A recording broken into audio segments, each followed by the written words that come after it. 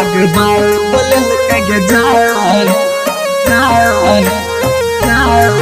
हम जैसे समसान हम जैसे समसान डी रिकॉर्ड्स रिकॉर्डिंग स्टूडियो लड़कनहा बाजार। भगवान बोले के जान हम जैसे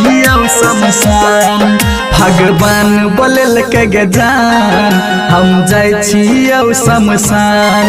भगवान बोले के जान हम जैसे समसान हम जैसे दुनिया छोड़ के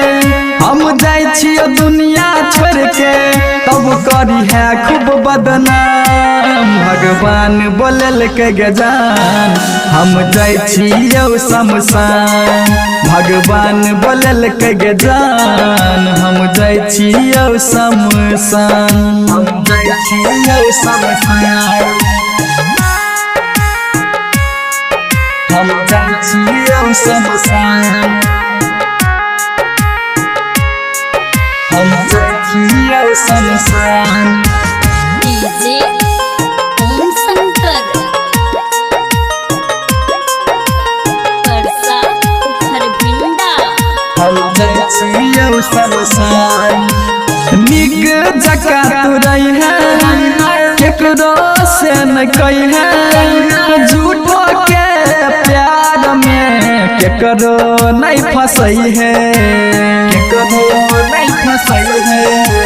केकरो नहीं फसई है निक जका तुरई है केकरो से न कही है झूठो के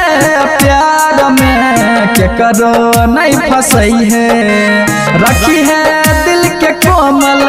एगे रखी है दिल के कोमल एगो बात हमर मान भगवान बोले के जान हम जैसे समसान भगवान बोले के जान हम जैसे समसान हम जैसे समसान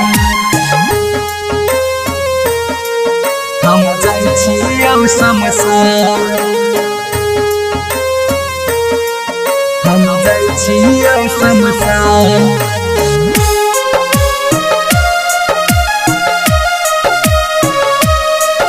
हम जैसे समसान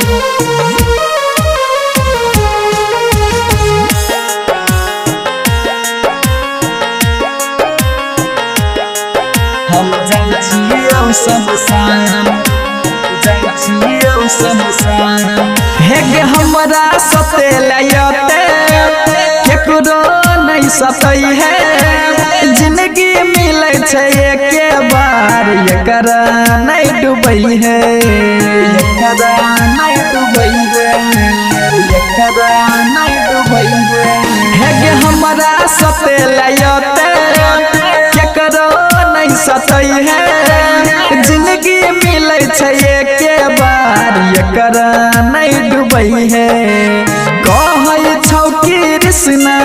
हेगे कहै छौ कृष्णा पकड़ के दुनू कान भगवान बोले के जान हम जैसे समसान भगवान बोले के जान हम जैसे समसान हम जैसे समसान